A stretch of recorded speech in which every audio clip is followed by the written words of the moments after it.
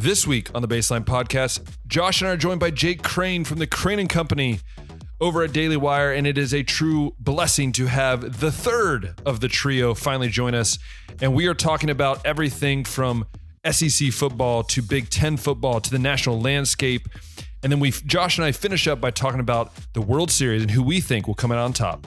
All that and so much more coming up on the Baseline Podcast. Hey everyone, welcome back to another episode of the Baseline Podcast. There's three of us today. It's Ben, it's Josh, and Josh, we have a third guy from some show that we tend to talk about a lot, reference a lot. So Josh, I'm going to give it over to you. Why don't you just introduce who's with us, what's going on, and what we're doing today? Yeah, I'm sure a lot of our listeners have heard of the show Crain and Company, and it's the best sports show ever created. And we know that's true because the guy that hosts it said so. So we actually have that man in the building today. It is Mr. Jake Crain from Daily Wire's Crain and Company. Jake, pleasure having you on, man. Nah, man, I appreciate you guys having me. Obviously, you know, we talk on social media. I'm finally glad I can complete the third leg of the Crain and Company tour that you guys have been on. But in all actuality, we really appreciate y'all having us on. Obviously, really respect you guys' work as well. And it's a hell of a time of year. Ooh, oh, yeah, man. Time. Especially for you Auburn fans. Bryan Harsin finally fired. We'd like to lead off with that. You being an Auburn guy, this has been something that you guys have been, I guess, counting down the days to or looking forward to. And it's kind of weird that you would wait until like maybe 3 games left in the season. But tell us why this needed to be done, because, I mean, I can't really remember any shorter coaching stints than this one. Yeah, you know, it's from a multitude of reasons. And I say on the show all the time, you know, 2 things can be true at once. It was a matter of time with Bryan Harsin. You're not winning.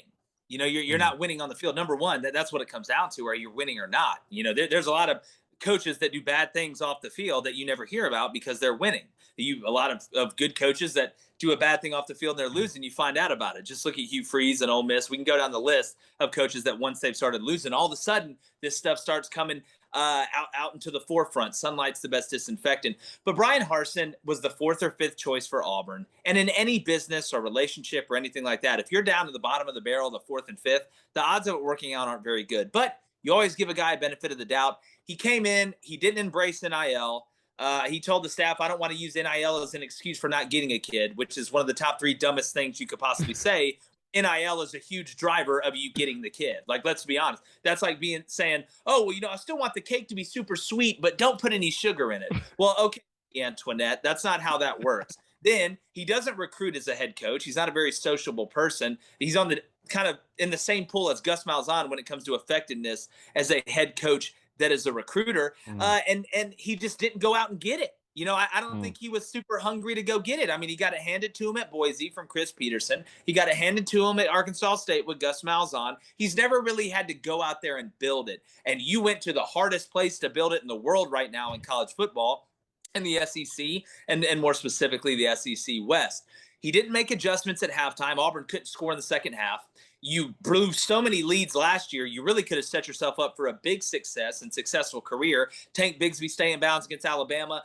Don't lose to Mississippi State up 28-3 at halftime. And we saw how anemic they were last year. And this year, it's just absolute garbage. You don't go to the portal and get an offensive lineman when you have a group of 5, middling group of 5 offensive line at best. You whiff on quarterbacks in the portal. You bring Zach Calzada in, who doesn't even play a snap. TJ Finley throws it to everybody but the Auburn wide receivers. So at the end of the day, you made every mistake. Now, look, on the other hand, the boosters, what they did, it was bad. It was a bad look. Like I said, 2 things can be true at once. Bryan Harsin cannot be the right man for the job, and the boosters could be a problem at Auburn. Both of those things could be true. Both of those things are true. But, guys, boosters are a problem everywhere. I love how people act like this is a unique problem at Auburn, yet Texas is the poster boy for it. We saw Alabama had a booster get murdered walking up the steps after the Logan Young situation. Bama was a laughingstock at college football for almost a decade when I was growing up. Then Tennessee, hell, for the last, 20 years, people have been making fun of them, and they just came up. It's cyclical.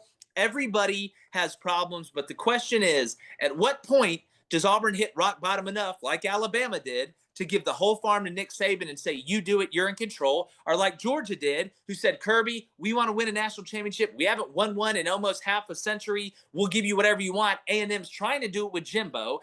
You look at USC, they did it for Lincoln Riley. At some point, Auburn's going to have to do it. Is this rock bottom? I don't know, because they didn't want Harsin and they ended up being right. And they had something to do with that. I get it. They had skin in the game when it came to him not being able to have success. But when will they hit rock bottom? And like Carrie Underwood said, let Jesus take the wheel. Hey. That is why Brian Harsin needed to be fired. So, I mean, I'm hearing a lot of names thrown around, Jake, and I've been hearing you preach Hugh Freeze. We know Blaine wants Deion Sanders. Can you explain to us why Hugh Freeze is the man for this job and how likely you think that would be? Well, it's going to come down to if the president will sign off on him. But what I find hilarious is Joe Biden or the president of no, he doesn't even know where he's at. I mean, sign it off. He probably thinks Auburn's a country close to where you're living. He's like, wait, it's right by Georgia, right? Over there in what, Europe? Right there, isn't that right? The Auburn's president, who I think it was such a good hire. I mean, anything would be a washing machine would be better than Stephen Leaf, but that's just washing machine. But Roberts will have off on him. What I find hilarious is when Cohn brought up Urban Meyer, some Auburn fans were like, oh my God, he has baggage. Or I bring up Hugh Freeze, like, oh my God, he has too much baggage. Lane Kiffin was going by Joey Freshwater while he was coaching. Like, did everybody just forget that? Like, did that did people just forget that, or how it went down at USC, or how it went down at Tennessee? People just tend to forget it. I think Hugh Freeze is the best guy for the job because he checks all the boxes you need to be able to turn this thing around quickly. The transfer portal has given teams and big name programs and people with resources and that want to get good a quicker way, a streamlined way to be able to flip a program in one offseason, guys. That's all it takes. We see it around the country already right now. So I think Hugh Freeze coming in, he understands the SEC. He's beaten every team in the SEC, including Alabama. He beat Alabama with Bo Wallace, which that's statue worthy in itself. He knows the areas you can go recruit and actually get guys and not waste your time. He's an offensive coordinator, so he calls his own plays and he evolves. Why did Gus Malzahn get fired? He stopped at War Turtle until he turned into Blastoise. You got to keep evolving as you go. All right, for people that don't understand that, that's a Pokemon reference. I was born basically in 1990. So there it is. If you're age gap, you understand exactly what I'm talking about. But Hugh Freeze also is hungry. Yeah. He's hungry. Auburn he was on Broadway.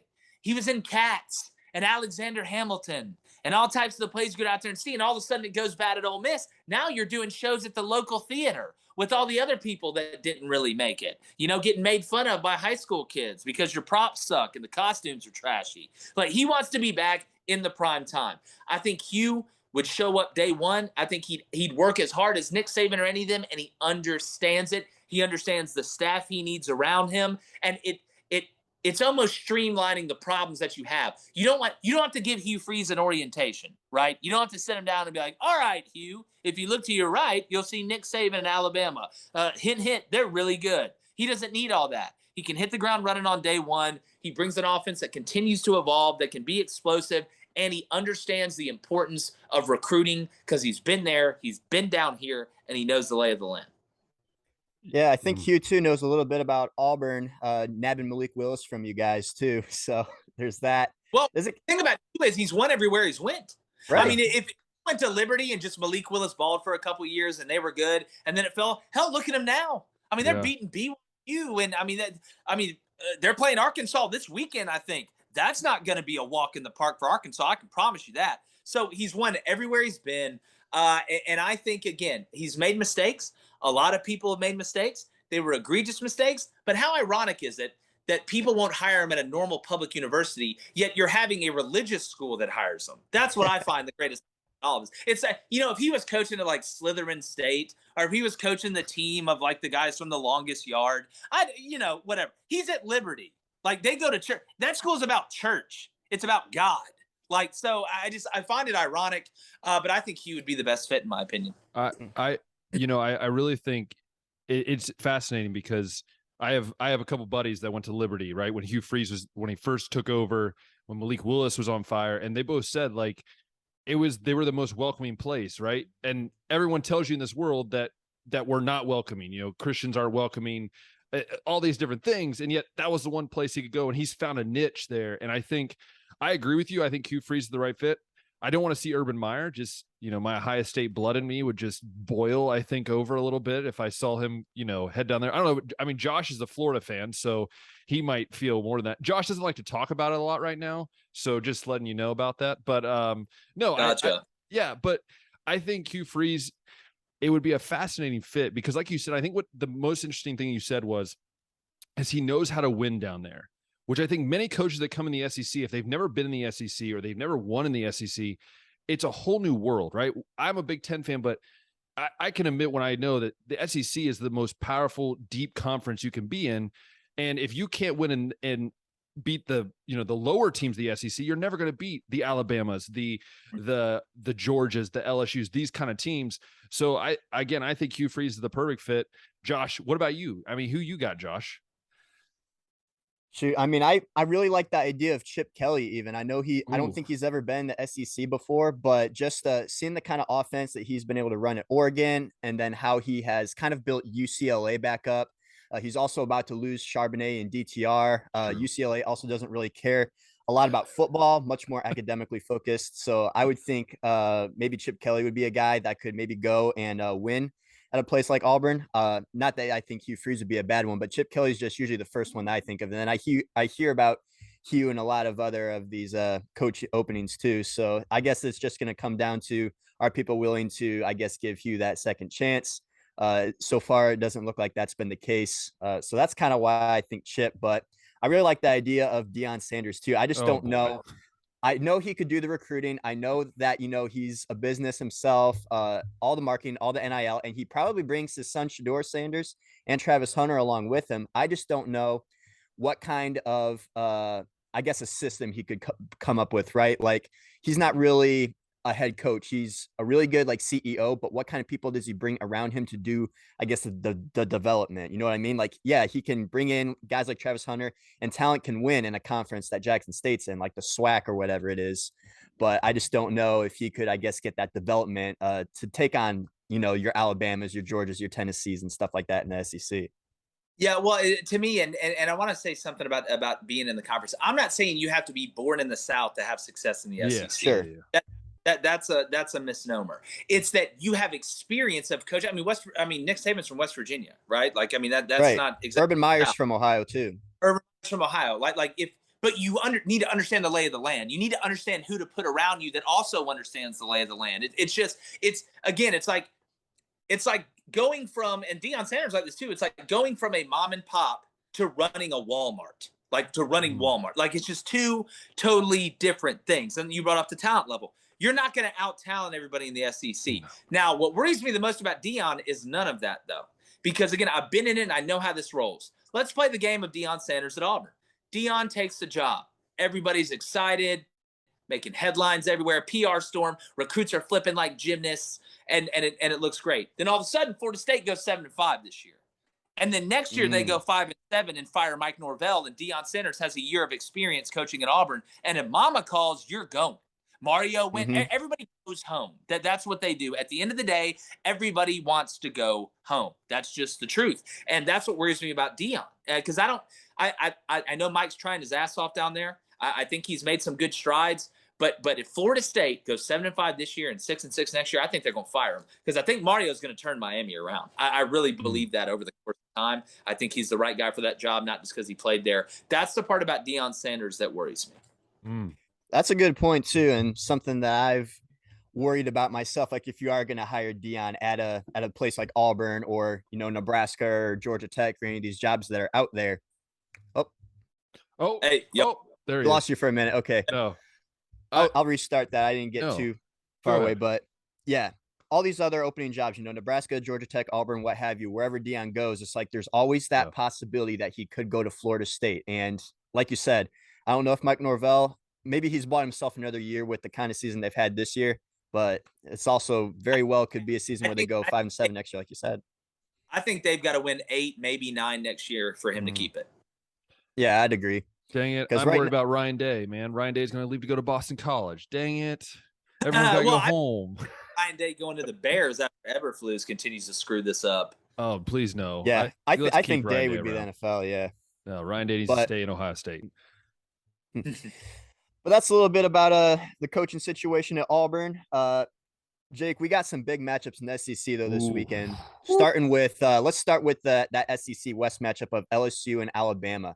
Ooh. I don't know that I saw this matchup coming, like as big as it is, right? Like I think a lot of people thought that maybe LSU was going to be like in a rebuilding season, like Brian Kelly trying to get the culture fixed and stuff. And here LSU is, if they win this game and run the table, they could be in the SEC championship game. So tell me about, especially with the way the season started, what has LSU done, I guess, to fix those mistakes they made week 1 against Florida State, you think? Well, I mean, if LSU wins this game and runs the table, they're in the SEC championship. Right. It's you beat Ole Miss, they got the tiebreaker. Now the crazy part will be if LSU, Ole Miss, and Bama all have 2 losses, and they've all beaten each other. It comes down to how many games you've won in the West, and of course, Alabama go to the SEC championship. Let's see. Sorry, guys. Can y'all hear me? It kind of keeps coming in and out. You're good. We heard you that time. Yeah. You got you. Yeah. We got you. So here's my deal with LSU. I think the growth that you've seen early in the year, they were beating themselves. A lot of people don't realize that in college football, most teams lose games, they don't win them. You hear about Nick Saban in the process. What is that? The process is basically another way of saying we're not going to screw it up and we're going to have better players than you. That's it. We're going to have better players that are more disciplined from you because, look, football has 11 guys having to do the right thing at the same time. It's a very hard thing to pin down. It's hard to get 18 to 22-year-olds up from an execution standpoint, not up from an excited standpoint. Everybody's excited to go play. Hell, if everybody played on the same level as their excitement, nobody would ever play bad. But it's about executing. So when I look at LSU, them cleaning up the stuff, obviously special teams has been a big problem. Could resurrect that this weekend with a big play. But the biggest thing LSU has done is Jaden Daniels is attacking the deep third of the field now. It has opened up the entire offense. Earlier in the year, Jaden Daniels, there's a reason he didn't throw an interception. He wasn't throwing passes past 10 to 15 yards. I mean, even Brian Kelly came out and said, we're really not getting a return on our investment for not throwing an interception because we're eliminating the deep third of the field. So that's why it seemed like early in the year, LSU's offense couldn't move the ball at all. And you're like, why? Well, safeties are creeping up. Nobody takes you seriously deep. So all those intermediate passes, when it looked like there was 2 guys always covering a guy, or they'd knock it away, or right when you catch the ball, somebody was tackling you, or in the run game, it seemed like there was always an extra hat in the box and you couldn't really get going. Your explosive plays were 7 to 8 yard runs, or Jaden Daniels just trying to improvise like a puppet out there and figure out a way to score points. Now that they are taking advantage of the deep third, it changes the way you have to attack them. It opens up everything. The intermediate passing game, the short game, the screen game, the run game. Look at the whole, it's taken so much pressure off those 2 freshman tackles because Jaden Daniels now is using all the weapons. He's not deficient down the deep third. You have Booty, you have Jack Besh, who's really nice. Malik Neighbors is really nice. You got some backs out of the backfield that can catch the ball. LSU has weapons on offense to be dangerous, and the element of Jaden Daniels being able to run with now utilizing the deep third has opened up the whole menu from a play calling standpoint on offense, but more importantly on defense and how you attack them. That's been the jump for LSU. Now, the biggest problem LSU has is they keep starting out bad in these games. Go back and look. Ole Miss, you started out bad, you came back and beat them to sleep. Auburn, you started out bad, Auburn sucks, so they let you back in it, you're able to win the game. Tennessee, you started out bad and got ran out the gym. I feel like in this game, if they start out bad and they go down double digits early, I think it's going to look more like the Tennessee game than it did the Ole Miss game or the Auburn game. But make no mistake, guys, if I know that and y'all know that, Brian Kelly knows that. I guarantee you all week, Brian Kelly has been talking about the start of the game. Let's start fast. I guarantee you they probably tailored practice to be able to start fast, to put an emphasis on that. So Bama's so good on offense. Tennessee was able to score with them. That was back and forth. It was a basketball game. Tennessee ended up getting the ball last. Alabama made mistakes late, really throughout the game with penalties. But LSU, from a personnel and depth standpoint, is not good enough to A, play sloppy, or B, start off slow. If they don't start off slow, this game could be really interesting. Guys, Jaden Daniels has the same amount of touchdowns as Bryce Young does. And speaking of Cone, what's up, man? What's up, man? Just ran on in here. Whoa, we got a special appearance from David Cone. Buckeye gang? Yeah. Well, Coney. Hey, what's up, man? What's up, guys?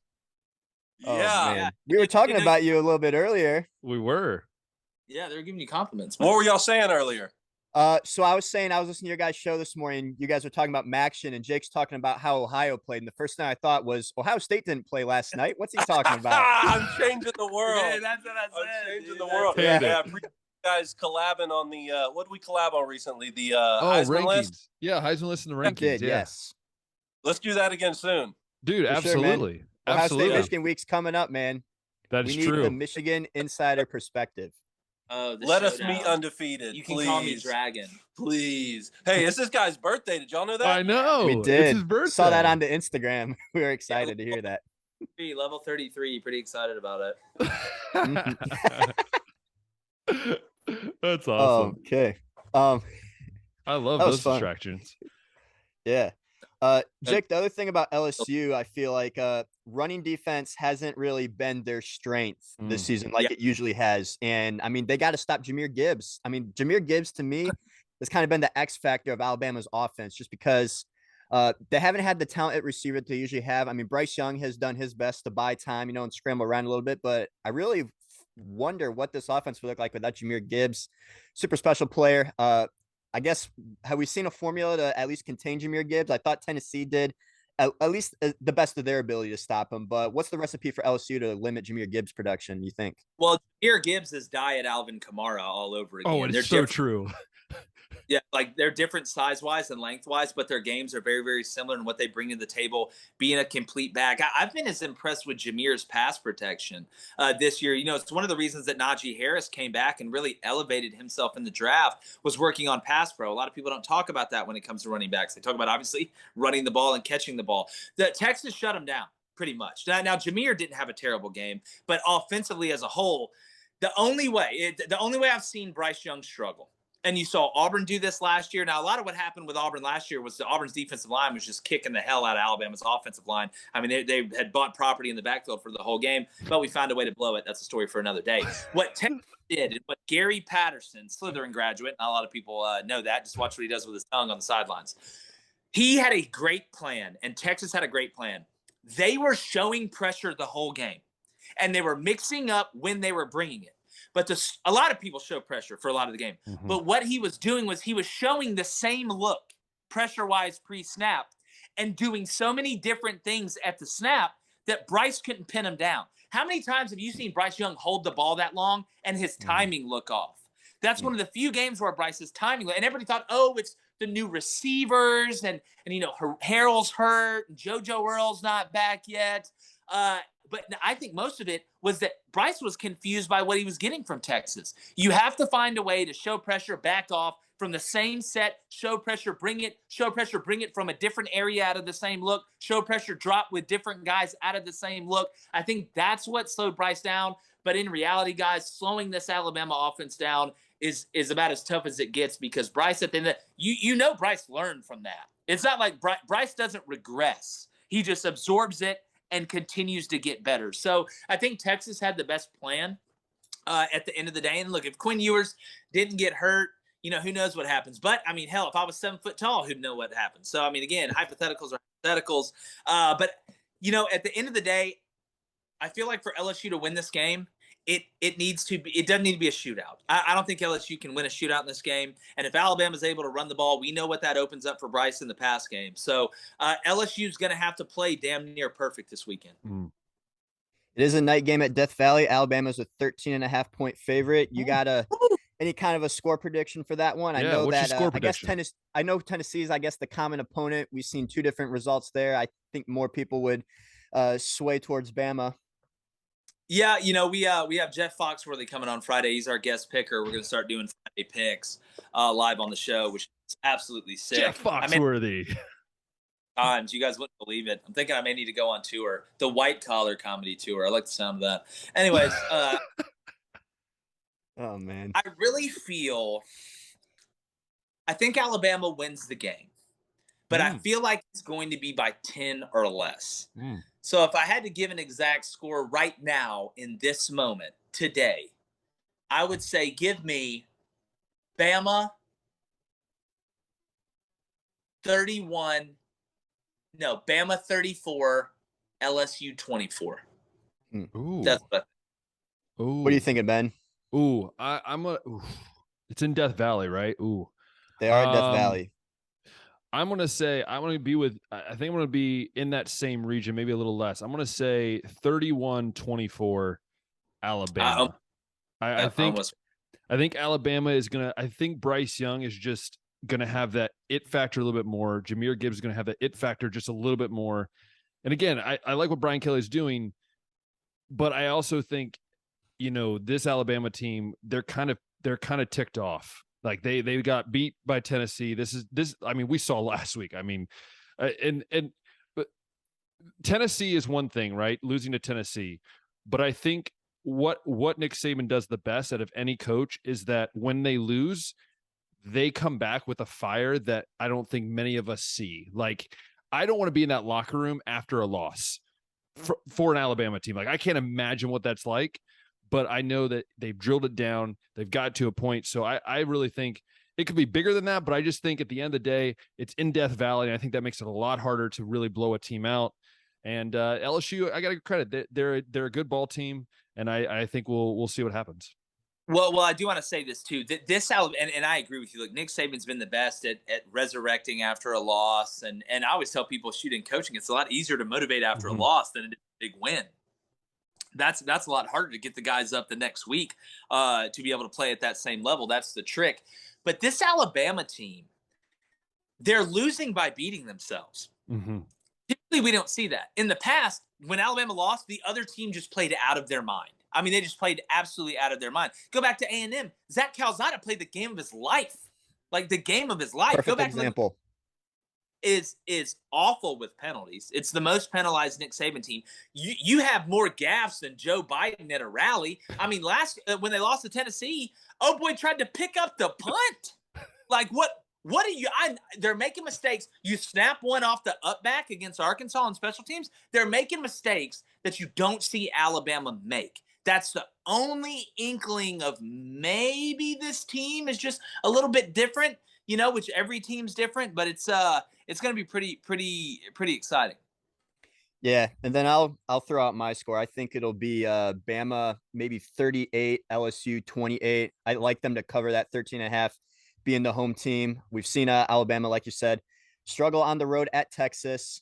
We've seen Alabama lose only by 3 at Tennessee. So it's they're right in these games, but like you said, they also aren't really blowing anybody away either. So I like them to cover. I'll go 38-28, but yeah, I don't think LSU is going to be that team to take Bama down again, at least.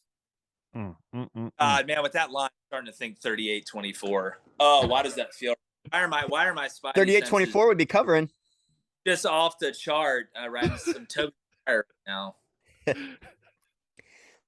There's another big game, Josh, though. There's another big game happening. There is. And we talked about one of those teams already, Tennessee. So they are going to on the road to take on Georgia, the defending national champions. The winner of this one is going to go on to the SEC championship game as well if they run the table. So, what a week for the SEC. Jake, we'll start talking about Tennessee. I think they got to be the most surprising team. Number 1 in the college football rankings. Everybody loves the resume. They got the best win in the country over Alabama. What has been clicking for them? It looks like the offense is maybe one of the most unstoppable ones in the country right now with Hendon Hooker leading the way. Mm-hmm. Yeah, well, Tennessee's kind of that combination of a really elite offense with a defense that's good enough. We've seen examples of this: 2010 Auburn, 2019 LSU, 2020 Bama. I just wonder how Tennessee's defense down the stretch, in maybe those 1 or 2 games against these elite opponents that they're going to run into at the end, if the offense isn't clicking, is Byron Young and that defense good enough to be able to make up for that against an elite scoring team? Like, for example, if Tennessee's offense against Alabama the other night wasn't clicking, they were going to get beat. It's just the truth. Look at the final score. So that's my one question with Tennessee. Now, when I look at this game and look at what has made Tennessee be able to excel this year, obviously Hendon Hooker is an absolute stud. That guy's made about as big of a jump as I've seen coming over from Virginia Tech and elevating his game. He's a great example of a talented player with a perfect system fit. But everybody thinks that Tennessee is having success because they go really fast, and that's a part of it. That's why Josh Heupel does that. But this Tennessee team is physical. Go look at the numbers. they run the ball more than Georgia. I don't think people realize that. And half of their passing offense, when they spit the screen out or spit the bubble out, that's a modified run. All that is really is a perimeter run. It takes almost the same amount of time to turn around and hand the ball off. You're just doing the math. How many are in the box? How many are over the stack, or how many are over the slice outside? And I'm going to decide where to go. I can keep it, I can give it, or I can spit it. It's nothing but an RPO, but it's really a modified run. That's what it is. So Tennessee's physicality up front, their ability to be able to get downhill at you. Doesn't it always seem like Tennessee's going downhill? They're always going forward. But the thing that has led to this amount of success for Tennessee is they stay on schedule on offense. What do I mean by that? How many times do you see Tennessee in 2nd and 12? How many times do you see them in 2nd and 10? They're in 2nd and 5, 2nd and 6, 2nd and 4. Well, if you're in 2nd and 6 and 2nd and 5 and 2nd and 4 and 2nd and 2, there's a pretty good chance you're going to be in 3rd and short at the worst. And you add that with a quarterback that can run. I think Tennessee has done such a good job of staying ahead of the chains that put so much pressure on a defense. Because, guys, when you run that style, you've got to get that first down. Now, you always, as an offense, want to get that first down. But for Tennessee, it's a little bit different. When you go that fast and you go 3 and out, that your defense is now on the field for double the plays. And if you go 3 and out, 3 and out, 3 and out, 3 and out, touchdown, that's great. You have 7 points in 5 possessions, but the defense has been on the field for the whole second half, or the first half, which means they're going to be gassed for the second half. But Tennessee's been able to avoid that because they've stayed ahead of the chains. That's something to watch against Georgia. How well will Tennessee be able to run the ball against Georgia, and how well will Georgia be able to stop the run against Tennessee? Those are the two things. How effective will Tennessee's defense be in stopping Georgia's run? Everybody's going to think it's going to come down to the pass game and throwing it to Brock Bowers and throwing it to Jalen Hyatt and all these guys. No, this game is going to come down to those guys up front and who can run the ball and who can't. Very true, yeah. But we do have to talk about, that defensive matchup. Georgia, they've gone up against some athletic quarterbacks. They did really well against Bo Nix. They did really well containing Anthony Richardson. So now I guess Hooker's that final man in the way there. How do you think that experience against athletic quarterbacks could help Georgia? How do you think their secondary, what do you think the secondary can do to, contain that trio of wide receivers? Because, it is a freaky group. Yeah, losing Nolan Smith really hurts. Obviously, they've got all over that defense. Jalen Carter may be the number 1 pick, but Nolan Smith, in my opinion, was your most versatile guy. He could do the most things. You know, he can track down Hendon. He's that athletic. He's that long. Losing him hurts. To me, if I'm facing Tennessee, and look, just because they're a mobile quarterback, they're still different. There's a huge difference between the way you attack Anthony Richardson and the way you attack Hendon Hooker. Obviously, Hendon is way more advanced in the passing game than Anthony Richardson is. So I think when you attack them, while they are dual threat, while they both are elite runners, you have to attack them different. If I'm facing Hendon and I'm facing Tennessee, it's pretty simple. I'm heating you up on first down to go against exactly what I said earlier. I'm going to get you off schedule. I'm going to see how many 2nd and 10s you can turn into 3rd and 2s. That's what I want to see. So I think you pressure on first down. And look, you put a spy on Hendon, that's great. But you put a spy on a guy, you take a guy out of coverage. You're robbing Peter to pay Paul when it comes down to it. One thing that I've noticed Hendon Hooker does a really good job of is escaping through the middle of the pocket. You see a lot of quarterbacks escape where outside the pocket, then improvise at scramble drill. But Hendon hurts you in the middle of the pocket, which you don't have to be a geometry major or an angle scientist to realize that the fastest way to get between 2 points is a straight line. So therefore, attacking up the middle can eat up a lot of yards, especially for a long strider like Hendon Hooker. Georgia has to be able to clog the middle and make Hendon escape outside. You cannot let him escape up the pocket. That, to me, and heating him up on first down are two things. If I'm Georgia's defense and I'm Kirby Smart, I'm making sure those are 2 things of emphasis this week in practice. Mm-hmm. Lastly, I'd like to talk about Stetson Bennett. He seemed to come up clutch in these big games, maybe despite the lack of talent. And he's also really taken a nice step forward this year. So maybe talk to me about the progression you've seen in Stetson's game, just from last year to this year, kind of being like that guy that maybe is more so the guy that can go out and win you a game if you need to, instead of just, doing nothing to lose the game like last year with that historic defense and the solid run game. Yeah, look, I think obviously confidence. You know, you were able to do it last year, and guys, I mean, Stetson's got nothing to lose. I mean, this guy. What? I mean, what? Like, you won the national championship at Georgia, dog. You're a legend forever. I mean, you were the one to do it for the first 40 years. What are they going to do? Hate you if you don't play good? You know, it's again, he's got to feel like $1 million every day he wakes up. I can do no wrong. Oh man, I played bad. Damn. Oh yeah, I'll be there for the statue unveiling at 3:30, guys. Don't worry, I'll be there. And I think it's a byproduct of Todd Monken opening up this offense a little bit. I think Todd wanted to open it up last year, but Stetson didn't take any reps in the offseason. They didn't plan for Stetson Bennett to be the quarterback last year. They thought JT Daniels was going to be out there just spitting it left and right, going up tempo, going some 10 personnel. Now they haven't opened it up all the way, and they need some more receivers to step up. Getting the AD Mitchell back's getting him back's gonna really help. But I think it's a byproduct of the confidence. I think it's a byproduct of the offense being more open, and I think it's a byproduct of having nothing to lose. Interesting. So that's all good stuff. So let's talk predictions now. Georgia right now at home, 3:30 game, is an 8-point favorite right now, and I mean, I think Tennessee can cover, but I do like Georgia to win, honestly. Like last week, we were talking about Kentucky potentially being a trap game. And boy, I mean, Tennessee blew them out of the water. So Tennessee is a little bit more mature than what I anticipated they would be. I think they've already played in some big games like the Alabama one. So that's not going to, I guess, be too much of a concern. I think it's just, I guess this is their big road game test, right? And if they win against Alabama, against Georgia, I mean, they got to be the number one team in the country for sure. Then the committee thinks so right now. Predictions, guys. Let's. Any thoughts on how this final score might end up being? You think? You know, I keep going back and forth on, do I think it's going to be a high scoring game or do I think it's going to be a low scoring game? But the definition of a high scoring game for Tennessee right now is about 70 points. With them averaging 50 points.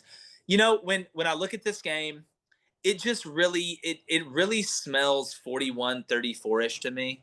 Like that's where I think it's at with Georgia winning.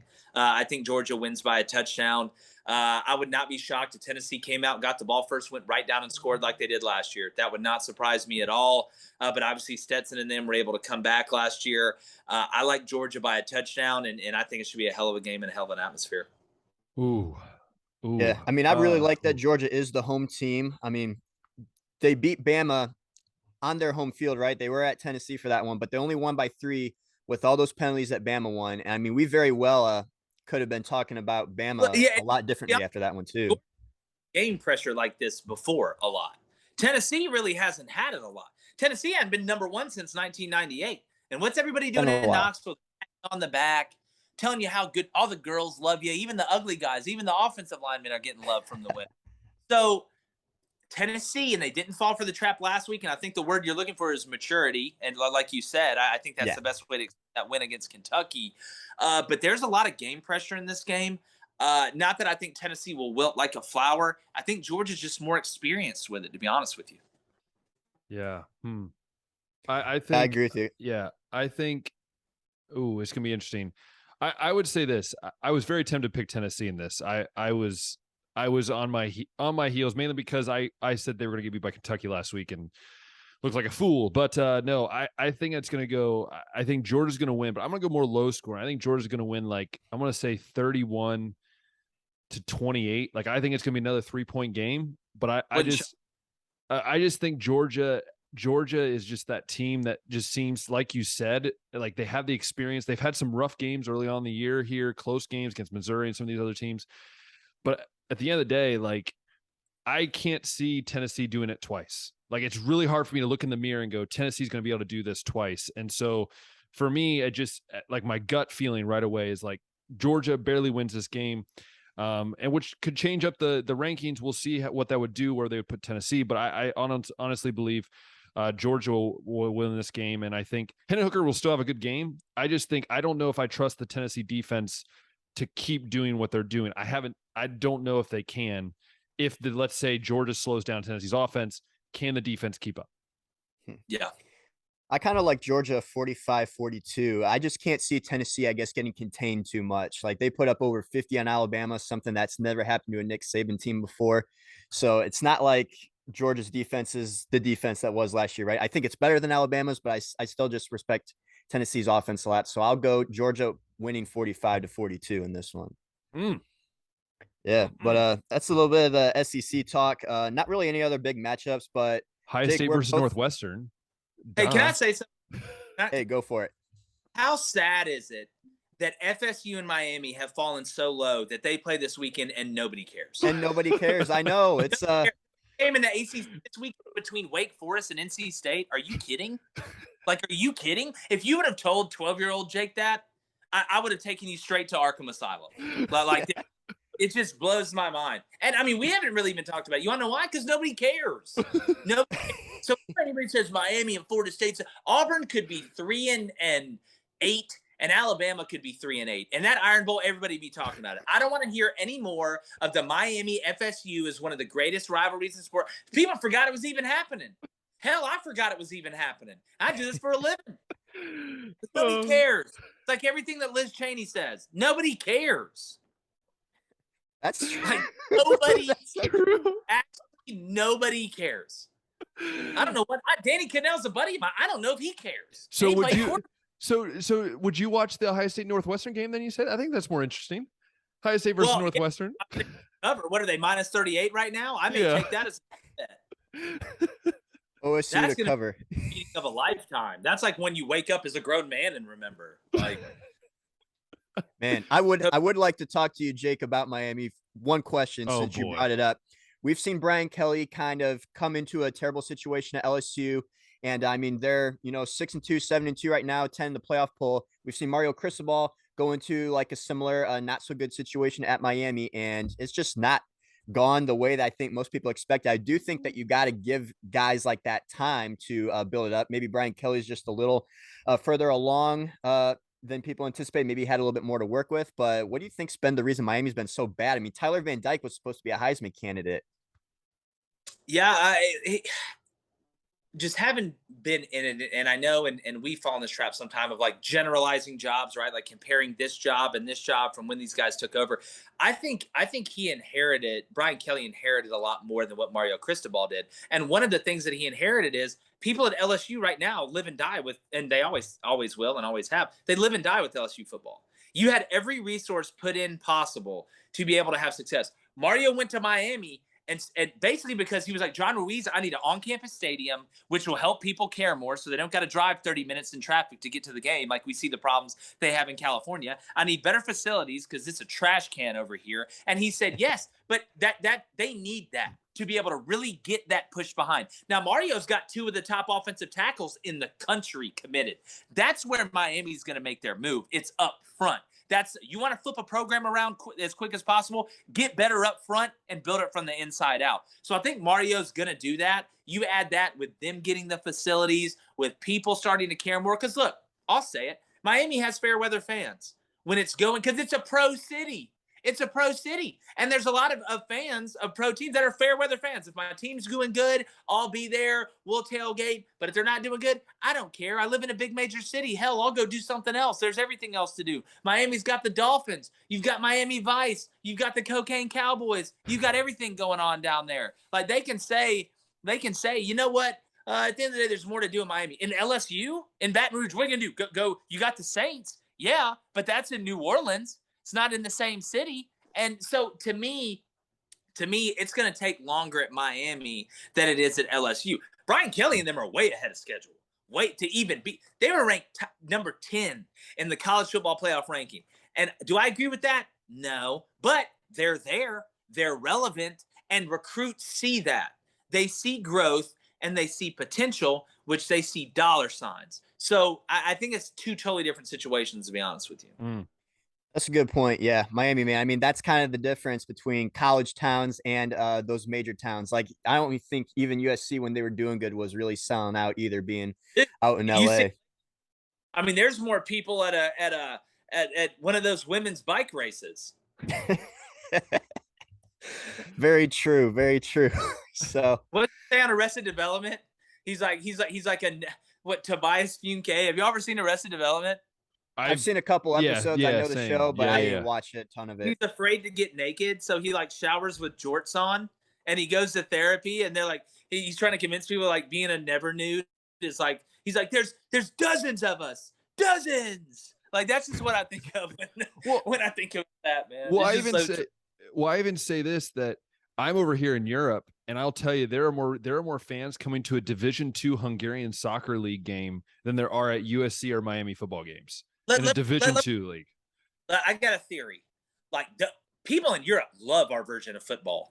I am a firm believer that if we got 20 universities over in Europe to start a legitimate college football team, that within 5 to 10 years, there'd be 150 teams, and they would absolutely love it.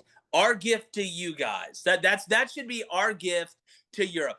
French gave us the Statue of Liberty. All right, cool. Here's college football. I'll be honest with you. Here in Hungary, they actually have a professional football league. In Germany, it's the biggest place in Europe for American football. Like, football's going over here. There, you could probably find better recruits here than you would see playing on Miami or Florida State right now. I would not be shocked. Bunch of big Dutch bastards. I mean, they're huge and drink milk and eat cheese all day. You know what it is? It's the Midwest. That's what it is. It's true. It's true. Just go to one of the track. I'll never forget, one of the smartest recruiters I ever met said, I tell you what, he said, I've been to more track meets than high school football games when I recruit Ohio and Pennsylvania and Wisconsin, because all those monsters are out there throwing the shot put, and they're not big and fat and sloppy that looks like, you went to one of those chill yogurt places and opened it, scooped down. These guys are just built, like they were meant to move big rocks or throw people at bars. That's true. No fat kids at Pop-Tart camp over there, right? I mean, they're literally eating Pop-Tarts made out of like cheese and grass and nutrient eats and stuff.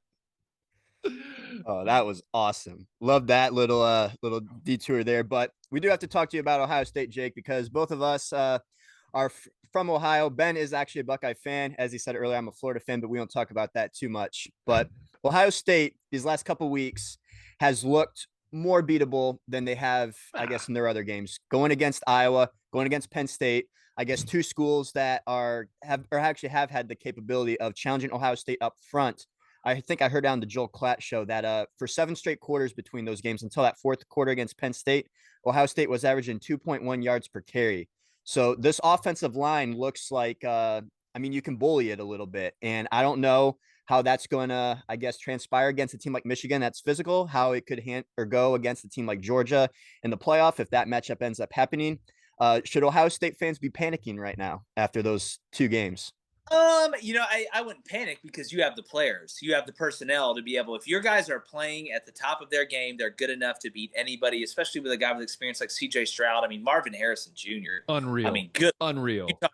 You just talk about an alien. I don't think he's going to play next year. I hate to say that, but I don't think he's going to play next year. I think he's going to sit out.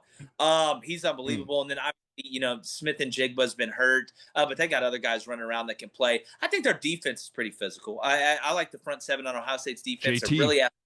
They're really athletic in the background. Yeah, pronounce that for me. JT Tuimalau. That's the best I can do. Tuimalau is what I hear. Yeah, Tuimalau. Yeah. There's a reason they call him JT. Yeah, that's why we call him JTT. We call him JTT in Columbus. That's his Instagram handle, I think, too. So, and the guy called him a giant. He's like, wait, you didn't just call him a JT, did you? But I wouldn't panic. I mean, Iowa's offense is the reincarnation of Keller all over again. But I think Ohio State's good enough to win it. I don't think they've played their best game.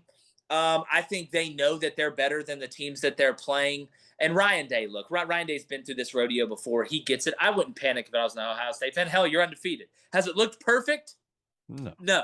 But when they played their best game, they do get Michigan at home, which is a godsend this year because Michigan is about as physical as what I take once a year with my personal doctor. So when I look at Michigan, I do think right now Michigan is the better team, but there's a long time to go. And Ohio State gets them at home. I would not panic. No. Another thing about Ohio State, too, they just seem to be able to turn it on whenever they feel like it. Like against Penn State, that 4th quarter, what'd they explode for? 28 points in that one. Like they just are messing around like these first 3 quarters. Ryan Day's trying to force these screens to Egbuka that just aren't working. Stupid. The only thing that seems yeah, I'm with you. That's stupid. And then finally starts, I guess, going downfield to Marvin Harrison Jr. and hitting Stover deep. And it's just like when they play their game, I mean, they got it. I think they're even more unstoppable than Tennessee's offense. They're nasty. I mean, I know Mayan Williams went out last game, but you have that combination of Travion Henderson and Mayan Williams that they can get healthy with the freaks running around outside. I tell you what, I think one of their biggest problems is CJ Stroud doesn't use his legs. Just doesn't use them. Thank you. I've been saying it all year. Thank you. Everybody in Ohio, that's their biggest gripe. Gosh. Run 100 meters for the USA Olympic team? No, but he's athletic enough to be a threat with his legs. And if you're a threat with your legs, you're a threat in every other category. This is what I'll say, though. This is what I'll say. I've watched every game, yes, over here when it was like 4 a.m. Yes, I have. And I will say this. The one thing that frustrates me, it's when I watch these games, and Joel Klatt says it's best. He has a grasp of 7 yards. Like, dude, we're not asking you to get 15, 20 yards. But when there are guys clamping down on you and you have nowhere to go, run the ball. Instead, the 4 picks he's thrown this year is because he's either forced it or he's made a really stupid throw instead of just running the ball. Well, it's like you're trying to prove to everybody you can throw the ball. CJ, we know you can throw the ball, dog. We know that. We know that you are a thrower.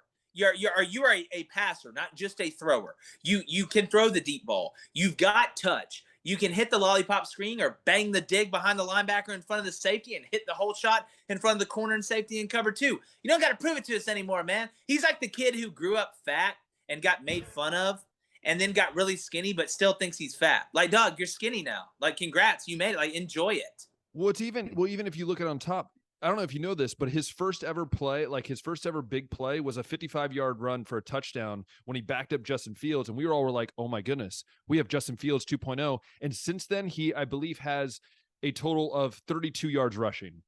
That's incredible. Yeah. So in total, he's actually had more negative yard plays, if you add all those up, than what he had on that one run his first year when he was backing up Justin Fields. And so for me, it's frustrating because we know it's there. And this is the thing. The one thing about Ryan Day that frustrates me sometimes is he likes these more pro style quarterbacks, which I'm not saying it's bad. What I'm saying is that when Ohio State was at its peak, right, with Cardale Jones, JT Burris, all those 3 guys, yeah, they weren't the greatest runners, but they would run the ball if they had to. And for me as an Ohio State fan, dude, I'm not asking you to be Braxton Miller. I'm not asking you to be Terrell Pryor. I'm not asking you to be these kind of guys that we've had in the past. All I'm asking you to do is, hey, carry it 5 times in the game for 24 yards, get a touchdown if you need to. Get us the 3rd and 4. Well, get us the 3rd and 4 when everybody's that's all right. Or even as a Browns fan, be the Jacoby Brissett. Go ahead and get 4 or 5 yards, a tough yards we need to. I'm sorry. I love CJ Stroud. I think he's the best quarterback right now in the country. But there are times I'm like, dude, I know you want to save your body and you're trying not to get hurt. But I'm like, dude, I would rather you take a hit, we go win a championship this year, and that's what it takes, than anything like that. Yeah, no, I'm with you 100%. I think that's like the main thing that separates CJ and Bryce too. Like they're 2 very, talented quarterbacks, right? But Bryce doesn't have the arm talent that CJ does. But when it's 3rd and 3 and, nobody's open, Bryce will go and get that 3 yards for you. CJ, on the other hand, is looking downfield to make that 20-yard pass that's probably going to be forced, picked off, or incomplete or something like that. It's like, we don't need you to do any read option. We don't need you to do any QB sneaks or designed runs. It's just like when that 3rd and 3 is there, go get it. Or when it's, second and long, like go and get that little 5-yard scramble and slide. That way it's 3rd and manageable. You know what I mean? Yeah. And I'll say this. I will say this.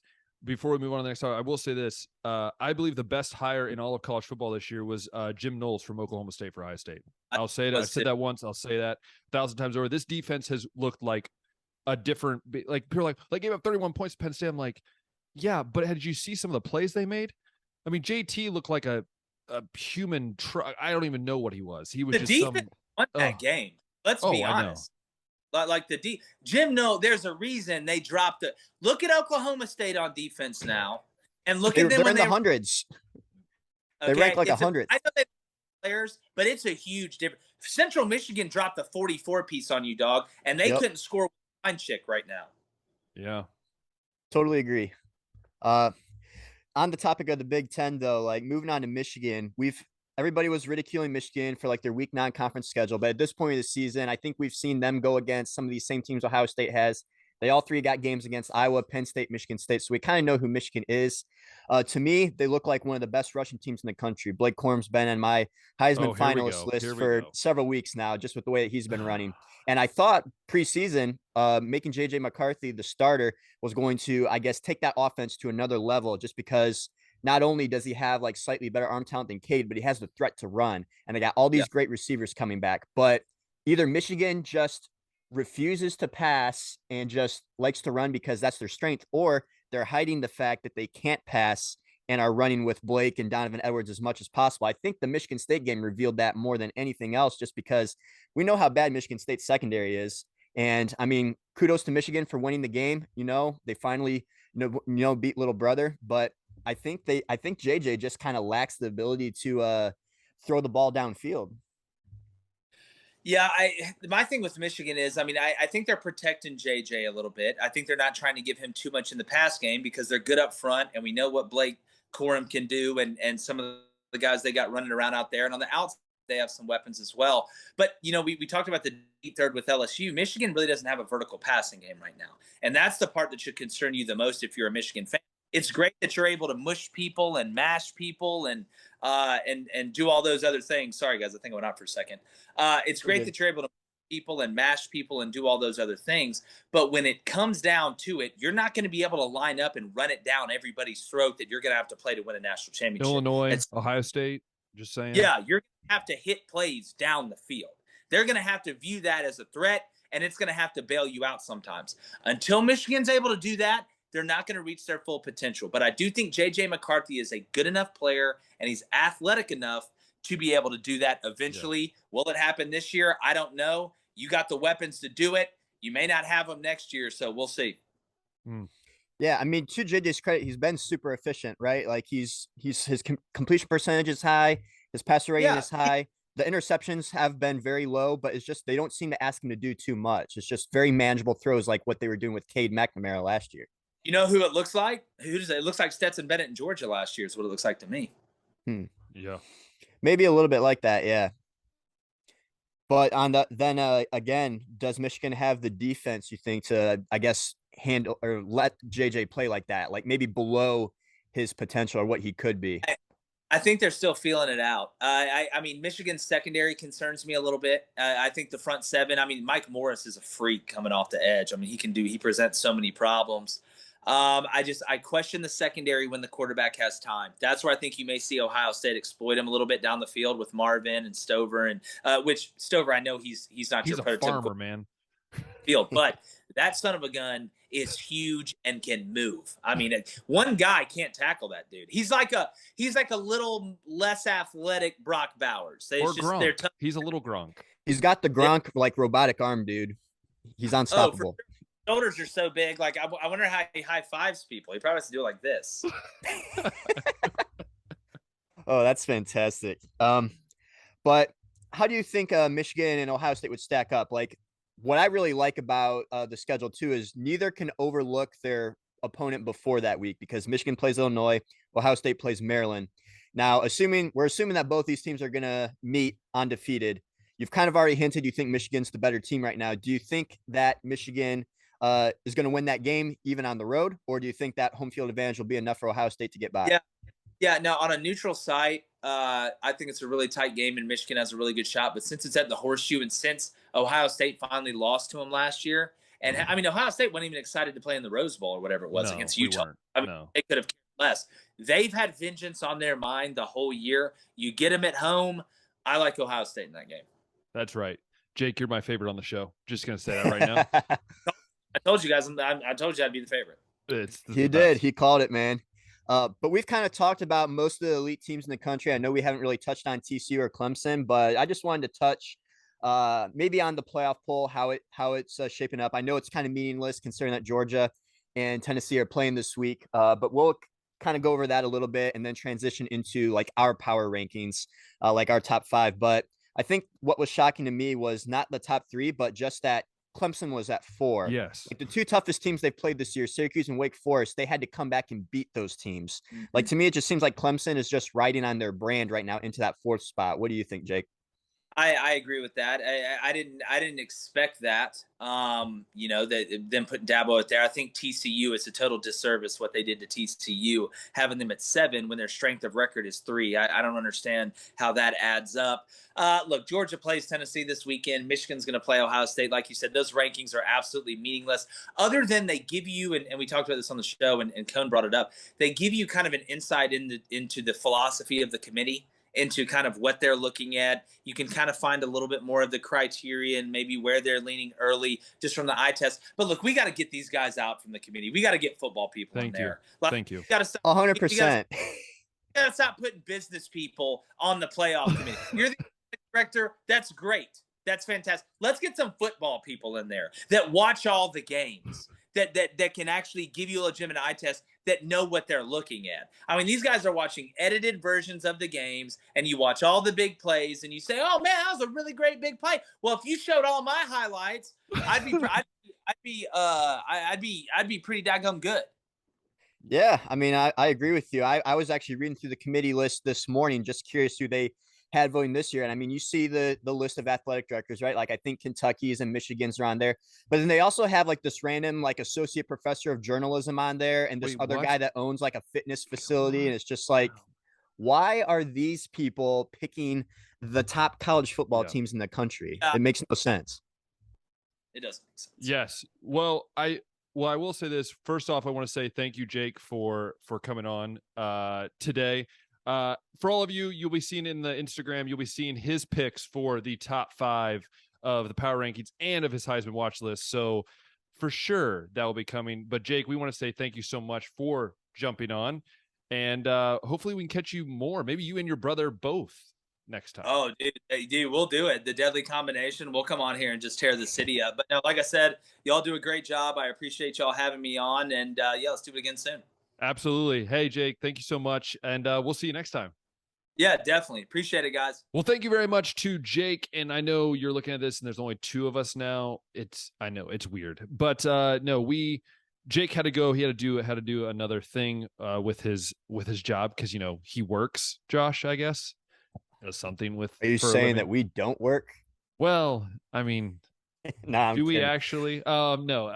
Man, that was a blast though. Man. It was awesome. Like, what did you think? Also special surprise from David Cone too. Yeah, for you guys.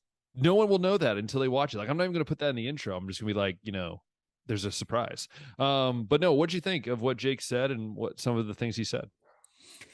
I am a little. I guess I was a little more surprised to hear he likes Michigan a little bit better. That Ohio State's going to win that game based on home field. But I mean, we'll see what happens, man. I mean, we've seen Ohio State's offensive line struggle a little bit, but we've also seen Ohio State's offense be able to kind of score at will when they turn that switch on. We've seen Michigan handle things, I guess, on the line pretty well. We've also seen them run the ball very well, but I guess will we see J.J. McCarthy elevate his game in that? So I guess right now, the 2 things to keep an eye on with these teams are J.J. McCarthy's production and Ohio State's offensive line. So I mean, they have a big test this weekend, though.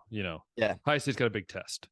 They do, man. You can't overlook Pat Fitzgerald and those Northwestern Wildcats, right? I know, man. I know, right? No, but anyways, we are going to get into our our lists. So our power rankings as well as our Heisman watch list. And if you paid attention to our Instagram last week, you will know we had a guest last week on our Instagram doing both the power rankings and the Heisman watch list. And that guest was none other than the great Chris Drew of the Menace to Sports podcast. He was so giving his time to send us what he thought would be the top 5 rankings for the power rankings and as well as the Heisman watch list. Again, if you want to check this out, please go to our Instagram at baseline.podcast, where you can check out all of our lists that we post weekly. You'll also be able to see Jake Crain's. He'll be giving us as well his list, so that way you'll be able to see that. I know we didn't get that out there while he was on, but hey, that's what life is. So first off, I'm going to go over last week's list. Ben Bowden, yes, that's me, might as well just include me too, because we had the same list, dude. Oh, that is right. Yeah, that was the first time, right? It was the first time we've had the list. So both Ben and Josh, so both of us, had Ohio State 1, Georgia 2, Tennessee 3, Michigan 4, Alabama 5, and Chris Drew had Georgia 1, Tennessee 2, Ohio State 3, Michigan 4, Clemson 5. Now there's a lot changing. There's a lot that has changed with the actual college football rankings coming out. But again, we want to remind you, we're not basing on AP. We're not basing on coaches. We're not basing on college football playoffs. We're basing on who we think just straight up are the best teams, is the best regardless team. of resume, regardless of scores, regardless of roster. Yes. Just the 4 that we think are best, and then the 5th in there to round it out. So, Josh, do you want to start or do you want me to start? I'll go ahead. All right, do it. I'm going to go ahead and leave Ohio State at number 1, just because I think when Ohio State is at their best offensively and defensively, they're the most balanced team in the country and no one can touch them. It's just a matter of, can they, I guess, make better adjustments, right? Like, can Ryan Day recognize, hey, this isn't working, let's change this, and I think he can. It's just, will he? So I like Ohio State at 1. We're going to go ahead, and I had Tennessee at 2 a couple weeks ago, and I dropped them because I thought they're going to lose that game. We both Kentucky. did. Shocked me. Yeah, I know. But since I think Georgia's going to win this weekend, I'm going to go ahead and keep Georgia at 2 for that reason. But I still think Tennessee is very good, so I'm going to keep them at 3. 4, I'm going to keep Michigan there. I think they're a much better competition than what Clemson has. And I'm going to go ahead and put Alabama at 5, just because I still think while this isn't one of the best Alabama teams we've seen, that loss at Tennessee was only by 3 points. So I think we're talking a lot differently about Alabama if they win that game. So I'm going to just go ahead and keep my top 5 the same, Ben. Hey, I agree with you. And actually mine pretty much say the same. I want to go through what I think. So Ohio State, I agree with you 100%. I think when they're at their best, they're the most balanced team in the country. I think if they can get the running game back going and their defense still plays the same way as it's been playing, then I honestly believe that there's no team in the country that can compete with them. We saw them score like 21 points in 3 minutes. Like, I'm sorry, that's ridiculous. Like, the speed of how they can score is unreal. Again, I have to agree with you. Since I have Georgia beating Tennessee, I'm going to keep Georgia at 2. I just overall think Georgia has a better defense than Tennessee. I think they're going to be able to hold the line against Tennessee and ultimately win that game. This is where it was kind of tough for me, but I'm going to still put Tennessee there at 3 because I just think they are in the top 3. I don't think they beat Alabama. They're going to compete with Georgia. I think it's going to be a very close game. So I'm going to put Tennessee at 3. I still have Michigan at 4. I agree with you. And I agree with what Jake said. I mean, they're a very physical team. They can run the ball. They have a very good defense. So I think Michigan's going to be up there most of the year, probably my top 5 until they play the game.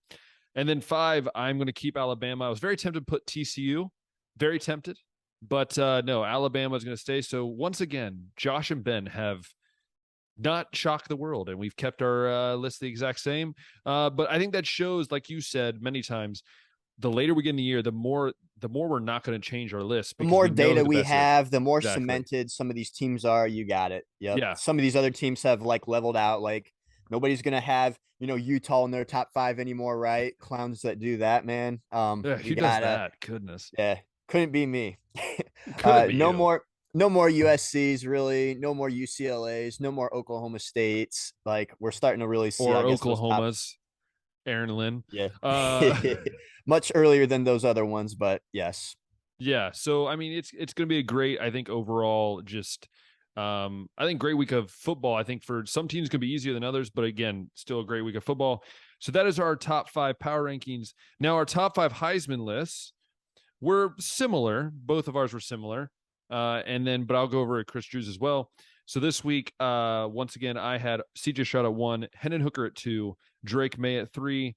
4, I had Chase Brown from Illinois. 5, I had Max Duggan from TCU. Dugan. I don't even remember how you say his name anymore. I'm hearing Duggan mostly lately, sorry, so I think Duggan. I'm going to go with I Max apologize. Duggan. And then Josh had CJ Stroud at 1, Hendon Hooker at 2, Blake Corum at 3, Drake May at 4, and Max Duggan at 5. And then our man Chris Drew had Hendon Hooker at 1, CJ Stroud at 2, Jahmyr Gibbs at 3. He had Max Duggan at 4 and Blake Corum at 5. Josh, is your list staying the same, or is it changing, or is it kind of just maybe 1 or 2 guys? So I'm going to keep CJ Stroud at 1. However, if Hendon Hooker if Hendon Hooker ends up beating both Georgia and Alabama, regardless of how the statistics match up, I think Hendon Hooker is going to win that vote, right? Like when you get 2 wins like that, I agree. I mean, so until I wait and see if that happens, I'm going to go ahead and keep CJ at 1. Chris Drew, I mean, had bigger balls than I did last week, putting Hendon Hooker at 1. I really wanted to do that after watching CJ against Iowa, but I thought, like I said, the whole 4 quarters against Iowa is what we got to see, because football games, that's how long they last. Well, even CJ Stroud, though, against Penn State, like you look at his numbers, he was still 26 of 33 for, I think he had 386 yards and a touchdown. Yeah. 386 with a touchdown. Like, it's not terrible numbers. Now, it's not CJ Stroud numbers, but it's still like, if your quarterback did that on a weekly basis, you'd be like, I'll take it. Yeah. So, we have seen CJ go through some tough stretches like that. I haven't seen all of Tennessee's games, so I don't know if Hendon Hooker has had similar cold stretches like that, but we have seen pretty solid seasons from both of those. So I think it's 1 and 2 either way you look at it. I'll go CJ 1, Hendon 2. I still like Blake Corum at 3. Another big day against Michigan State, getting the win, over little brother, winning the rivalry game. So Michigan remains undefeated, largely because of Blake Corum. So I like him at 3. Drake May, man, I mean, freshman's balling out. UNC's quietly having a 1-loss season, man. And if it ends up shaping up to be that way by the end of the year, all the numbers are still there too. Drake's got a good case to be a finalist at least. And I'm going to keep Max Duggan at 5 too. And like those, I guess, power rankings, we're starting to see some of these other players fizzle out too. Like, we've had guys like Mo Ibrahim on this list. We've had guys like DJU on this list, Dorian Thompson-Robinson on this list. And those guys are still having, solid seasons, but it's just like when we're talking about the top 5 best individuals in the country, it's really starting to shape up, I think, to be more solidified. Yeah, I agree with you. And I'm going to agree with you a little bit on that case there. I mean, and I know the bettors all have right now Hendon Hooker at 1. And this is what I'll say, people. Yeah, Hendon Hooker played Kentucky. He beat Kentucky. Is Kentucky as good as we think they are? That's a stretch. And again, nothing against Hendon Hooker. Like, he's had a great year, but like it's sometimes frustrating as an Ohio State fan or as a Big Ten fan, because it's like the SEC, right? And so they're always going to get that little extra bump, I think, in any of these these rankings. But I think you look at CJ Stroud overall, he's got 29 touchdowns to 4 picks. He got over 200 QB rating. He's got over 2,300 yards passing. He got over 70% completion percentage. Like, he's had a really, really good year. You look at the numbers between Hendon Hooker and him. I mean, I think Hendon Hooker has a little bit less yards. CJ Stroud, I think, has 7 more touchdowns, something like that. So, like, their numbers are so close, and so you could go either way. And I do agree with you. If he wins this week, Hendon Hooker will be 1 for me. I'm going to say that. Yeah, now. I can't see the voters going another direction if you get those 2 wins. But right now I have CJ Stroud 1. I have Hendon Hooker 2, and I don't think there's anywhere close after that. Like, right now, I think it's those 2 guys. It's a pretty big gap. Else. Pretty big gap there for sure. Big gap. And so then I'm going to still have Drake May at 3. I mean, he's tied with CJ Stroud for the most touchdown passes in the country. Like, let's just put that out there right now. Like, he's up there with things, less interceptions than CJ Stroud. Now CJ Stroud only has 4 interceptions, but that's saying the point. 4, I do not have Chase Brown. I've come to my senses and realized that I made a poor choice last week. 4 will be Max Duggan. Actually, I have Max Duggan at 4. And yes, finally breaking in to my list on, let's see, what is this will be week 10 of our lists, by the way. It's Blake Corum from the team up north, or as like my dad likes to call him, my dad wanted me to say on the show, Meat Chicken. So that is where that man is from, and he's made my list. That's all I want to say, and we're going to move on. So right. Next subject we're going to talk about. I'm sorry, that just had to do that. But anyways, again, a reminder. If you would like to check it out, it's on the baseline.podcast Instagram page, as well as you'll see Jake Crain's will be on there as well. But moving on, before we move on completely outside of football, we're going to just briefly talk about the Browns. And we're going to briefly talk about how Ben now is a solid, just 5-3. I'm just rolling. That's all I'm going to say. And Josh is good old 2-6 when choosing Browns games. I mean, dude, first off, before we talk about the picks, Cleveland owns Joe Burrow, dude. Dude, they own him. I did not factor that in at all in my pick. It was a fool of me to even not factor that in. The past, how bad Joe Burrow has played against the Cleveland Browns. And had I been on top of my game, a little bit more in tune with this NFL season, I would have never picked against the Browns, but holy crap, Ben. They played amazing, man. I was getting texts from people like, you watching the Browns? I'm like, no. And they're like, it's 18-0. Then it was 25-0. It's like, oh my gosh, dude. And then I'm checking in like my fantasy lineup, because Nick Chubb's got to score 70 points for me to win my matchup. And I think he came up about 50 short for my victory. But I mean, it was, wow, dude. And the other thing too about this, Joe Woods saved his job. You know who else saved his job? I think them winning that game made them not trade Kareem Hunt. I truly believe that. If they lost that game, Kareem Hunt would have been gone today. But I think the way Kareem Hunt played, he had a good game. And I think they're trying to say, hey, this is the thing. Them winning that game has kept them in the playoff hunt. Them winning that game has said, hey, we're still competitive. Go get healthy. They're going to come back. I believe they're going to win one of these next 3 games, whether it's the Buccaneers, whether it's the Dolphins, or the Bills. I don't think they'll beat the Bills, but the Dolphins and the Buccaneers, I think they're going to win. They possibly could win both those games. And you're sitting there at 5-6 with Deshaun Watson coming back. I got to say that's a pretty good look there to have a chance. If you're 5-6 or even 4-7, you're still in a decent shot. Yeah, I mean, Cincinnati now's 4-4, Baltimore's 5-3. Tampa Bay's looking beatable too. That's what I'm saying. So, and the thing is I will say this, Josh, is that the offense looked really good. Like they have been. Like, again, Josh and I have been saying for weeks, it's not the offense hasn't looked bad. They've done what they can with the quarterback they have.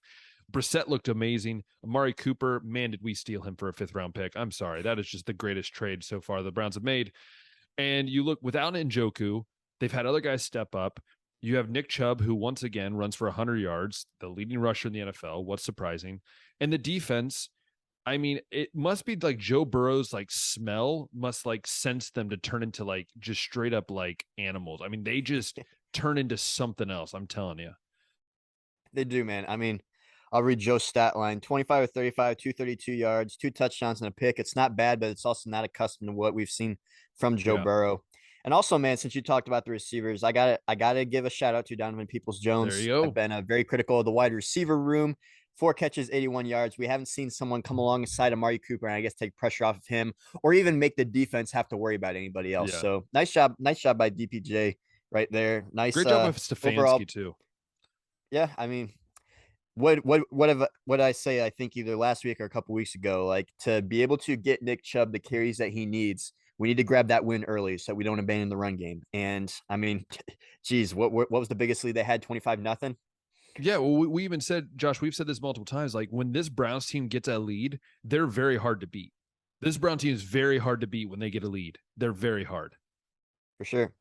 Yeah. So now that we have recapped the game, which game do they have next week? Is that Buffalo? They have a bye. They have a bye this week.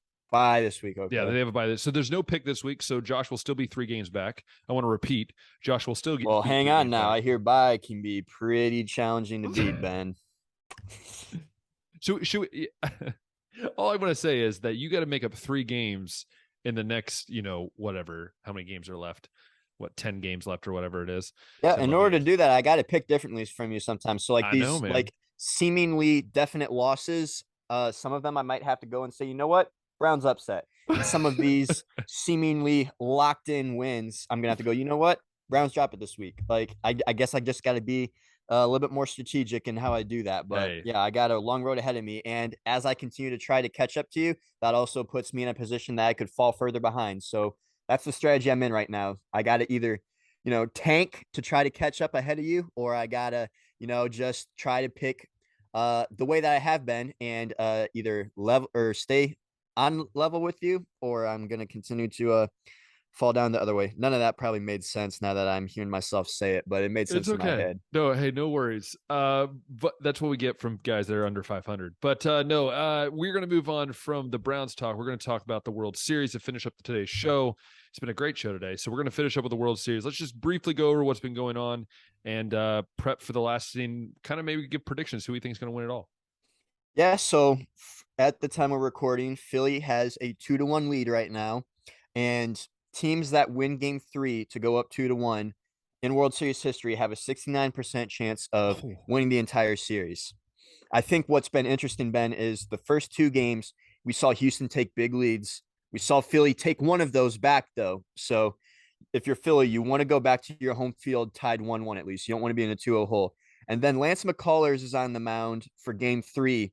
And I mean, I don't know if he was tipping his pitches or if Philly kind of got like some sign stealing technology going, but they hit 5 bombs off that guy, Ben. They win the game 7-0. And I mean, game 4 is going to be tonight. They got an opportunity to go up 3-1 right now, depending on the pitching situation. But I mean, Philly, the question around Philly was they're hot coming into this, but after taking, like that 4 or 5 day break before the World Series, could that cool them down a little bit? And so far, it doesn't look like Philly's cooled down a single bit. All I'm going to say is that, Josh, by the time we record next week, we will have a new champion, most likely. I think so, by the time we're recording next week. And even by the time this releases, that might be a game on the line for the Astros to actually have to win it to keep it alive. So it's going to be interesting. And Josh, I'm really fascinated with the Phillies because, again, we talked about it last week, the coaching change and all that. I teach with two people from Texas that are big Astros fans and will love to tell me that I was joking with them saying, hey, it's hard to take a team seriously when they cheat. It's like, are we ever going to really truly recognize that World Series championship? And you would think that I killed their kid. Like I literally was about to get like stoned to death in the hallway. But I'm just saying, Houston, it just feels like everyone just wants Houston to keep losing. Like, I don't know what it is. It just feels like every time they get to this point, it's like, make them lose. Well, it's like they got that World Series that they won by cheating and it wasn't vacated. So it's like, okay, now since you got a World Series that you didn't deserve, you have to lose every World Series that maybe you do deserve. Yeah. So I truly believe it's going to be interesting. But Josh, I want to, before we finish up the show, I do want to get your take. I'll say this question. Does the game end in, what would it be, in 1, 2, 3, in 5 games? Or will it go more than 5 games? Give me a percentage that it stays at 5 games and will end in 5 games. Philly wins it in 5 games, or that it goes more than 5 games and either team wins. Well, the good news for Philly, man, I mean, the next 2 games are in Philly, right? So home field advantage, you figure, okay, that's got to play to Philly's strength a little bit. They also got Aaron Nolan going tonight for game 4. So they're at their number 1. They're going with the 3-man rotation instead of the 4. Houston's going with Christian Javier. So I guess one way to look at it is if you're Philly, you got to win this quick because you don't want Aaron Nola to have to go a 3rd start this series. We saw my Cleveland Indians do it in 2016. Corey Kluber, Josh Tomlin, and Trevor Bauer, 3-man rotation we were rolling with. By the 3rd time that the Chicago Cubs saw Corey Kluber, they obliterated that dude. So once teams see you enough, like in that short amount of time, they get a little bit more familiar. So if you're Philly and you're running with 3 starters, you got to try to win it quick. Maybe not in 5, but definitely 6. So that could play at least to both teams' advantage, I guess. I'm running through some stats right now here, just seeing things that have been interesting to me. You know what else has been interesting, Ben, is the fact that we've seen some starting pitchers like Aaron Nola and Zach Wheeler and Justin Verlander allow 5 runs early on and stay into the game until the 5th or 6th inning. I know. It's like, this is how baseball is supposed to be played. You know what I mean? Like, just because you get, maybe 3 or 4 runs off you that first inning doesn't mean that you're done. Like these managers, unlike Dave Roberts, unlike Aaron Boone, unlike Terry Francona, have not been over managing. And I mean, we kind of expected that from Dusty Baker, right? Being a veteran, having a good feel for the game. But the other night he did obviously leave Lance McCullers in there a little too long. But for the other games, though, I've been surprised to see, I guess, the starters, despite, I guess, the early struggles, continue to stay into the game and be trusted by their managers. Yeah, I agree with you. I think it's one of those things. It's a lost art to. I mean, I hate to say it's a lost art to trust your players, but it kind of is. I mean, when you got guys on the field making millions of dollars, I feel like I'd rather trust that than computer codes. I agree. Anyway, to answer your question again, we got Aaron Nola going against Christian Javier, which means that we're going to see Zach Wheeler go against Justin Verlander. I really like Wheeler at home, dude. He's been the most dominant starter so far. Houston did kind of tag him in that game too. That's Houston's win. They got 5 runs and 5 innings off of him, but I'm going to go ahead and attribute that to being maybe an outlier. I think Wheeler at home gets that game 5 win. Tonight, really tough to say. Philly has their number 1, like I said, Aaron Nola going. I don't know what Houston's plan is with Javier, if they're going to kind of go with him and then maybe the pen and then rely on Verlander a little bit more innings. But, man, that's a tough one. I think Philly can – I mean, if Philly can take a 3-2 lead into Houston, that's huge, man. I'm going to go ahead and even say that they do it. I think they split these next two. Yeah, that's what I was thinking. I'll go ahead and say that Astros get back on their feet. The chances of getting shut out again are slim. I think they're going to bounce back and tie this up. But then I really like Wheeler at home against Verlander. And I'm going to go ahead and say that Philly takes a 3-2 lead going into Houston. And then what happens from there, I guess we'll see what happens. Hey, I agree. I agree with you 100%. And that's what I was thinking too. So I think from there, Josh, of course, we have to predict what's going to happen the rest of the series. Who do you think, Josh, now that we've seen 3 games, who do you think comes out on top and is holding up that World Series trophy to let everyone see? Will be the Astros redeeming that 2017 title, or will be the Phillies winning their first title since, I believe, 2009, I think it was. So who is it? Who comes out on top, and what do you how many games do you think it will be? Well, let me be clear. I want Philly to win, but I picked Houston to win before the playoffs started. I picked Houston to win before this World Series started, and I would like to be right. So let me paint you a picture. So game 6, Framber Valdez is going to be going against Ranger Suarez, is what it looks like. So Framber looked incredible on his home field game 2. He's going to be on his home field for game 6. I like Framber in that game. Houston ties it up 3-3. Now game 7 is interesting because does Houston throw Lance McCullers back on the mound, who just got obliterated in game 3? Who's Philly going? Are they going to go with Aaron Nola in that, game 7 start? And like I said, I really don't like throwing a guy out there for 3 starts. Maybe they use him in the bullpen for maybe 1 inning later on. They go with someone else. But I think I like Houston in that 7th game at home. So I'll go ahead and say that I think I originally picked Houston to win in 6. I'll adjust the games and say Houston in 7. I will say the way Philly's played, and just because of the way I think Philly is going to continue to play, I think Philly's going to win in 6. I think Philly, I think it goes 3-2 back to Houston, and I think they win that 6th game, that first game. The way they're hitting the ball and the way Harper is just the man is just killing the ball right now. And I just think there's something about this team right now, the way I'm watching, that I just feel like the momentum's on their side. They might lose 1 game here at home, but I ultimately believe that they're going to end up winning this series in 6. Phillies will bring home their first title in over a decade. So yeah, it's going to be interesting, Josh. I don't know about you, but I just love this time of year. We got playoff baseball, we got NFL football, we got college football, we got all of it together. It just makes it awesome. We do. NHL and World Cup coming up. That's true. Well. And NHL underway, but World Cup coming up. We might see another bout on to tell us all about who's going to win this thing, and how Josh will sit there and play Candy Crush like I did for the UFC time. Maybe not that game, but I'll make sure to give just as much insight as Ben did on those UFC picks. So. Hey, it's been great. I hope you guys have enjoyed today. We once again want to say thanks to Jake Crain for taking out of his time of his busy day. It's the middle of the day for him, so we want to say thank you for that, Jake, and hopefully you'll be back on again. Maybe we'll have you and your brother on. I don't know, but once again, thank you. And Josh, it's been a great one. If you guys want to check us out on Instagram at baseline.podcast. Make sure if you've loved this video, make sure you hit that thumbs up, hit that subscribe button, hit that notification bell. You'll be able to see all the different videos coming out. We just released one of Aaron Lynn's discussion of how much he does not like the college football playoff, and you can hear more about why expansion shouldn't happen, why we think expansion shouldn't happen, and all that.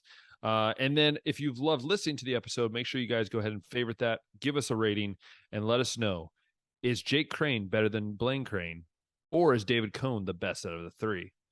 Who knows? Let us know in the comments below. And hope you guys have a great rest of your week. Go ahead and watch some football this weekend, watch some baseball this weekend, and have a great one. Until next time, we'll see ya.